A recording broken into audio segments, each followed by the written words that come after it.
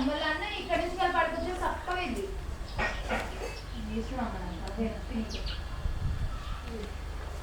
తెరుకు